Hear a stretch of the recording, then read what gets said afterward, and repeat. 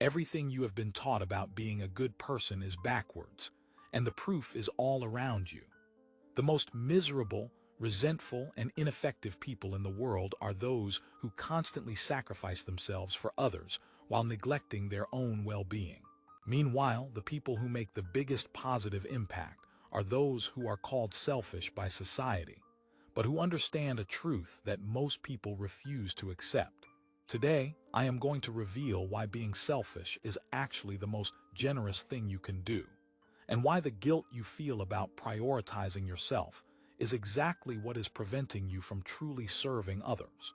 But stay with me until the end, because this is not about becoming inconsiderate or uncaring. This is about understanding a fundamental principle of human psychology that will revolutionize how you approach relationships, work, and your contribution to the world. Marcus Aurelius, who had every reason to sacrifice himself completely for the Roman Empire, understood something that modern people have forgotten. He wrote that the best way to take care of the future is to take care of the present moment. But he also knew that you cannot take care of the present moment if you are depleted, resentful, or running on empty, because you have given everything away without replenishing yourself. The word selfish has been weaponized by people who want you to prioritize their needs over your own well-being. They have convinced you that thinking about yourself first is morally wrong, that setting boundaries is cruel, that saying no is heartless. But this is manipulation disguised as morality, and it creates a world full of depleted people trying to serve others from a place of emptiness rather than abundance. Here is the truth they do not want you to know. You cannot give what you do not have. If you are physically exhausted, you cannot provide energy to help others. If you are emotionally drained, you cannot offer genuine support and care.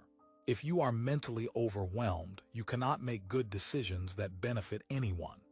If you are financially stressed, you cannot be generous with your resources. If you are spiritually depleted, you cannot inspire or uplift others. Every flight attendant tells you to put your own oxygen mask on first before helping others, and this is not because airlines want to promote selfishness. This is because you cannot help anyone if you are unconscious. The same principle applies to every area of life, but we have been conditioned to ignore it. Seneca, who was one of the wealthiest and most generous men in ancient Rome, understood that true generosity requires abundance, not sacrifice. He wrote that it is not the man who has too little who is poor, but the one who wants more.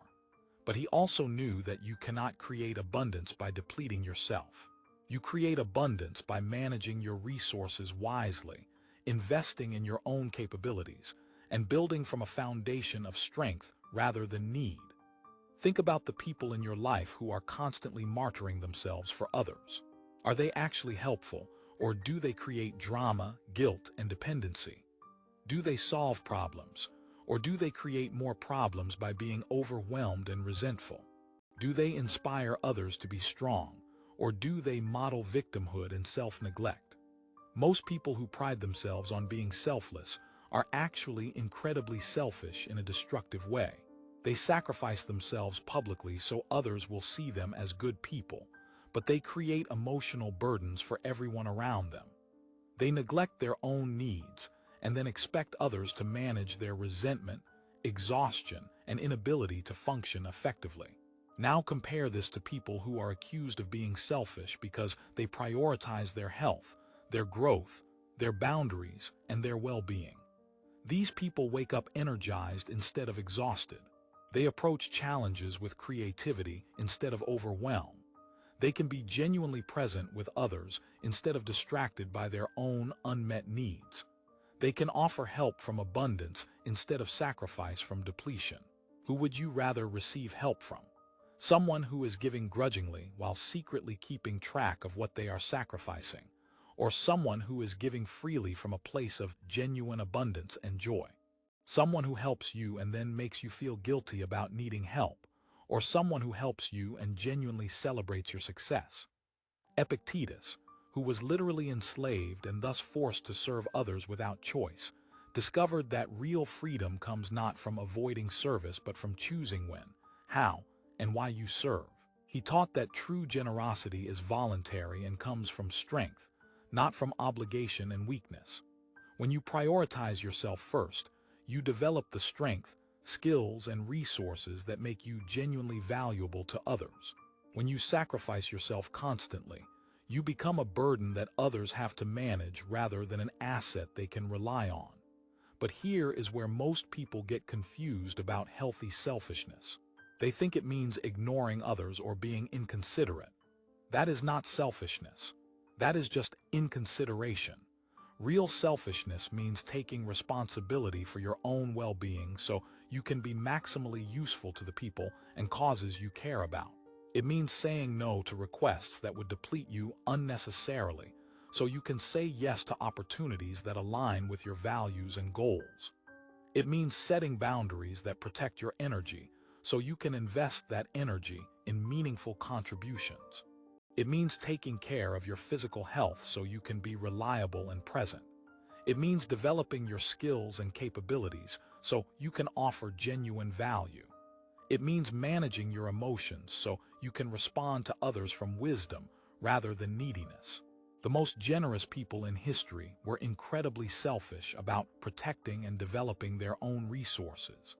They invested in themselves relentlessly because they understood that their capacity to serve others was directly related to their own strength and capability. They were selfish about their time, choosing carefully where to invest their attention. They were selfish about their energy, saying no to draining activities and relationships. They were selfish about their growth, prioritizing learning and development that would increase their effectiveness. And because they were selfish in these ways, they were able to be genuinely generous in ways that created lasting positive impact rather than temporary relief that required constant maintenance. Think about it practically. If you want to help people who are struggling financially, you need to be financially stable yourself. You cannot give money you do not have or teach financial skills you have not developed. If you want to help people with their emotional problems, you need to have your own emotional house in order. You cannot provide stability to others if you are emotionally unstable yourself. If you want to inspire people to live better lives, you need to be living a life worth emulating. You cannot motivate others to pursue excellence if you are settling for mediocrity in your own choices.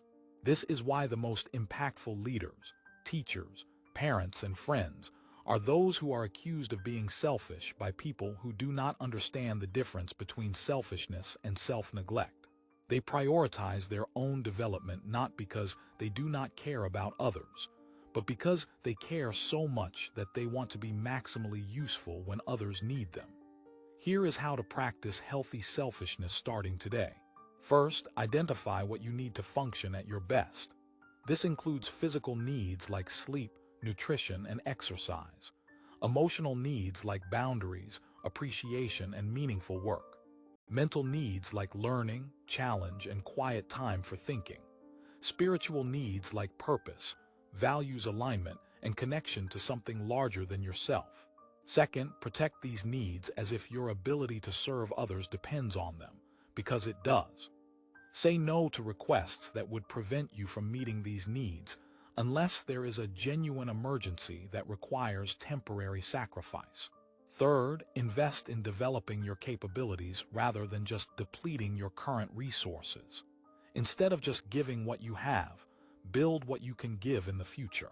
This might mean learning new skills, improving your health, developing better emotional regulation, or building financial stability that will allow for greater future generosity.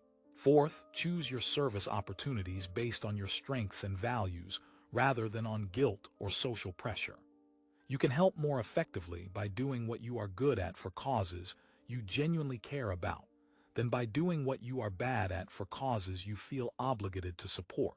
The world does not need more martyrs who sacrifice themselves dramatically while accomplishing little. The world needs more people who are selfish enough to develop themselves into genuinely valuable human beings who can contribute meaningfully to solving real problems. When you stop feeling guilty about prioritizing yourself and start feeling responsible for maximizing your potential, You become someone who can actually make a difference rather than someone who just feels good about trying to make a difference. Marcus Aurelius served the Roman Empire more effectively than any emperor before or after him, precisely because he was selfish about his own character development, philosophical study, and mental preparation for leadership. He understood that the empire deserved a leader who was operating at maximum capability, not a leader who was depleted from trying to please everyone. The most generous thing you can do for the people you care about is to become the strongest, wisest, most capable version of yourself. This requires being selfish about what you allow into your life and what you eliminate from your life. It requires being selfish about your time, your energy, and your attention. It requires being selfish about your growth and development. And when you are selfish in these ways, you become generous in ways that actually matter. You become someone others can rely on rather than someone others have to take care of. You become someone who solves problems rather than someone who creates them. You become someone who inspires strength in others rather than someone who models sacrifice and resentment. If this perspective challenges what you have been taught about selfishness and generosity, share your thoughts in the comments. And if you want to explore more counterintuitive truths about living effectively, subscribe and turn on notifications. The most generous thing you can do for the world is to stop apologizing for taking care of yourself and start taking responsibility for becoming your best self.